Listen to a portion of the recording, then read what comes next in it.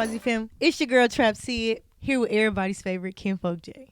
Today, we have a very special guest in the building. I know who he is. Kinfolk know who he is. Some of y'all might know who he is, but I'm gonna give him a chance to introduce himself. So we're gonna bring him in, no advisory style. All right. So here in No Advisory, we just ask you 3 questions. That's all we want to know. Okay. They big though, bro. So you gotta go crazy. Right. So the 3 questions are: who you are, where you from, and what the fuck you do.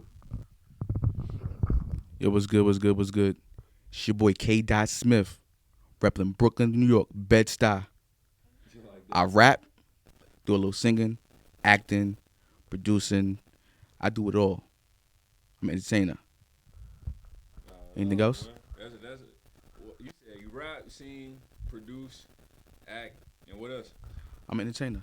Just flat out like that. I'm an entertainer. I like it, bro. I'm sometimes a comedian. I'm sometimes a dancer. I don't know. I might let something out. Jack of all trades, master of none. Heard that. I heard that. I like to touch a little bit of everything. So how you get into the music aspect of everything? Like, what got you involved with music? I always been like a poet, and as you get older, poet just turns to lyricism, and it's just another form of poetry. So it was always in me. I was always doing it, just in a different way. Now I'm just doing it on a bigger platform than what I used to do it. What's your message behind like your music? Like, do you when you make your music, is it a message? Is it a feel? Like, what's your you know? I just try to vibe with my music. You know what I mean? I don't try to put myself in one box or one genre. Okay. Because one song I could have this vibe and this bop, and this song I could talk about this. One song I could talk about, police brutality. Another song I could talk about shooting guns, selling drugs. Yeah. It's all about how I'm feeling that day when I'm making the song. Yeah. Okay. I guess my third question will probably be, you play Madden, 2K, anything like that, sport games? Okay, so Yeah. if you had to rate yourself, like your attributes, what would you rate your lyricism, your crowd control, and your overall hit making ability? My hit making ability, I give me about an 87. Still need a little work, but still good enough to come in and do damage. Okay. And what are the other two you said? Your crowd control and your lyricism. My crowd control gives a little bit of work, so I could say about 70. And the last one? And the lyricism. I did lyricism already, right? No. You said crowd control and hit making ability. Oh, okay. Lyricism, 100. Facts like that. 100, straight like that. Give me I need 4 bars right now. 4 bars of you line. My flow is so detriment. You pussies irrelevant. Mobbing with the homies, so you know I gotta represent. Balling hard like giving goals. Hitting with the pick and roll. If you want some fucking beef, you better bring the dinner rolls. You don't know how this shit go. Rookie, but I've been a pro. Back to centerfold and gave a dick. She said I bruised the soul. Bad bitch give little Einstein spaceship on cruise control. You can go and chase your dreams out Freddy Krueger those. That's it. Yo!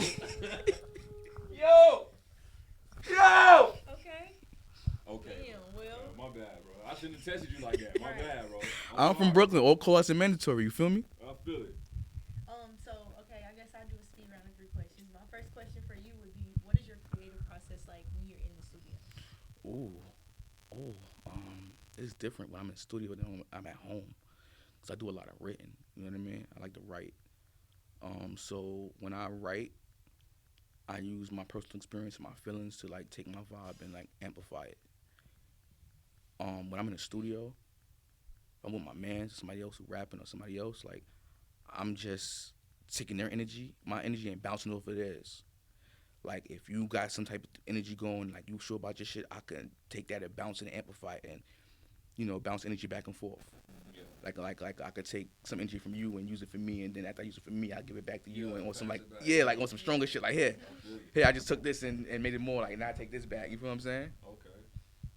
Like you scratch my back, I scratch yours. The left hand wash the right, both wash the face.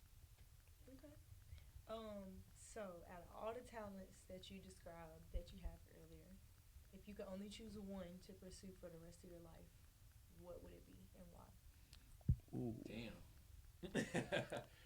Damn. I would probably have to say a comedian or like an actor.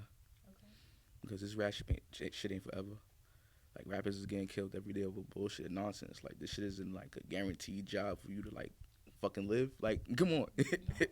You don't hear, yeah, right. You don't fucking hear about no comedians and actors just dying randomly like day in out, day out, like by the droves. Like they die, but you know what I mean? Not at the same rate as rappers. Rappers is a dangerous species. We're a dying breed. Like they don't want us to voice our opinion. They don't want us to like do our thing. Okay. And my last question on the speed round: what is the furthest place that your music has taken you? First place my music has taken me this year would have to be a show I did. It was a showcase to Stimulus Check-In I did with Stephen the Dream, DJ Sud, and DJ Top Pack. Shout out to all of them. Shout out Yes, to all of them. Shout out to y'all. Shout out to all of them. Okay. Big Shout out all them boys. And shout out everybody who was at the Stimulus Check-In. Um, it was kind of crazy because niggas threw me the ball and I had to like do an audible. Like I came in, I was doing my thing. I was like, I was like one of the first people there. Set up my camera. I'm sitting there smoking my blunt, walking around, peeping the scene. Like, all right, cool. I get on stage, gauge the size of the stage. Like, all right, boom. Like, you know what I mean? So I had to see where I can move at without falling, tripping, look like an asshole. You know what I mean? I'm not falling in front of a whole bunch of motherfuckers. So I'm like, let me make sure everything's good and copacetic. And I'm sitting there chilling, whatever. My man's on live. He like, yo, when you gonna go on stage? I'm like, I don't know. So I go to the DJ, shout out to Mellow DJ. And I ask him like, yo, when am I going on? He's like, I don't know. You gotta ask Stefan. So I'm like, all right, whatever. Go back to my camera, play on my phone. 5 minutes later, I see Stefan. Stefan comes to me like, yo, go check in with the DJ. I'm like, oh shit, hold up. I go to grab my camera, go set up the right angle, go on stage. I'm like, you got my song? He's like, yeah, I bet. You're like, you next. I'm like, damn. I'm like, the first one to perform. I'm like, I bet. I got Stay this. ready, you ain't gotta get ready. Right. I'm like, whew, all right, cool. Got on stage, did my thing. Okay. That's tough. So, well, I guess I'm over. Nah, the go ahead. question. Yeah, nah, go Okay, ahead. I do have another question. So, being from Brooklyn, living in North Carolina, do you feel like living in both of those places and the experiences from living in both of these states has anything to do with the type of music that you make? Of course, I am a product of my environment. My music is me. My music is an extension of me. Therefore, my music will be like a reflection of my experiences, things that I see, things that I witnessed, things that I've been a part of. You know what I mean? Things that I avoided, things that could have happened. Okay. So, follow-up question: do you feel like your music reflects more of your Brooklyn experiences or your North Carolina experiences? I mean, it reflects more of my Brooklyn experiences because Brooklyn is what made me. You know what I mean? Being in Charlotte, being in North Carolina is like a part of my adulthood. It's a part of after me being made. So it's another experience on another level. I still got love for the four. You know what I mean? I love Charlotte. I love your energy. Nigga, it's called Charlotte. Lit. Not Lotte. Lit. You feel me? Outside of my fault. Go ahead. Nah, go ahead.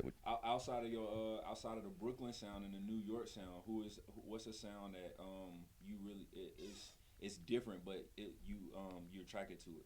You know what I'm saying? Like some people got that West Coast sound, some people got that Midwest sound. What's the sound for you besides the sound from back home that you really like? Okay, I like that sound. I can't, like I said, I can't really answer that question because I don't like to put myself in a box or any type of genre. Like, I listen to some shit. You know what I mean? Right now, one of my favorite artists is a guy named RMR.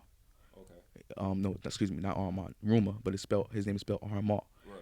And he does what he's called country trap. You know what I mean? Heard of that. Right. Check it out. I'm gonna show it to you after the cameras go off and we gonna vibe. But I like music. If I listen to something and it makes me feel any type of emotion, whether it's anger, whether it's sadness, whether it's empathy, sympathy, whatever, then I like it. Whether it's country music, whether it's electric, whether it's metal, whether it's rock, whether it's folk, whether it's indie, whatever it is, I fucks with it and I vibes with it. You know what I mean? That's dope though. That's tough.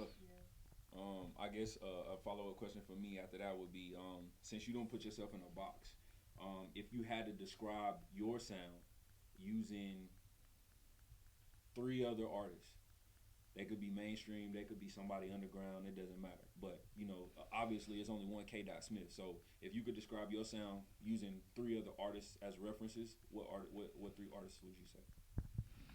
Wayne, Tupac, and Ludacris. Hit Ludacris it. was different. Yeah. Nah, Always Ludacris was one of my first favorite artists. And then as I got older, it became Wayne because Wayne started using like different type of wordplay, and he made Right. you think when he said some shit. Wayne said some shit to where you ain't catch it, but you be sitting in bed laying down about to go to sleep, and then the shit hits you. You be like, wait a minute, that's what this nigga meant when he said that. Oh, that shit fire. That shit fire. And the Yeah. song not even playing no more. He was thought provoking. He made you think. Ludacris had them punch balls that like move bitch get out the way, like he made you like feel like he was a crowd pleaser. He made you feel the beat, made you feel the energy. What was the other one I said? Tupac was like, that's a legend right there, you know what I mean? Yeah. He was also thought provoking. He was like an entity that can't be destroyed till this day, you know what I mean? He's an entity people still try to emulate and say that they're a new him, but no one can replicate or duplicate this guy Pac. Yeah. No, there was only one Machiavelli. Yeah. Okay. One. That was Tupac Amaru Shakur. Straight up. Anybody else is just imitation. But they do say imitation is the best form of flattery, so more power to him. They say that. So I want to switch gears a little bit, but I have a process to my madness. My first question is, what is the best book that you've ever read? The best book that I've ever read. Scorpion, Walter D. Myers. Okay. What is the best quote you've ever heard, or your favorite quote? My favorite quote is something I used to say a long time ago. I'd rather be hated for being real than loved for being fake. Okay. 100. If you could go anywhere in the world, where would it be? Dubai. Okay. Now, if you had a choice to sit down with anybody in the world for a 1 hour meeting in Dubai and find out any knowledge, whether it be your favorite author or the person that said your favorite quote or maybe an icon, dead or alive, who would it be and what topic would you discuss? Hmm. That dead or alive part. That's the hard part. But Hmm. listen, people, I can think Damn. of. Damn, that's crazy. I ain't gonna go towards the top. I'm leaving them where they at, cause rest in peace to anybody who passed away. That um shit. If I can ask anybody anything, pick their brain. I don't know. It's Matter cool, of fact, bro. anybody dead alive, I'd pick my dad. Okay.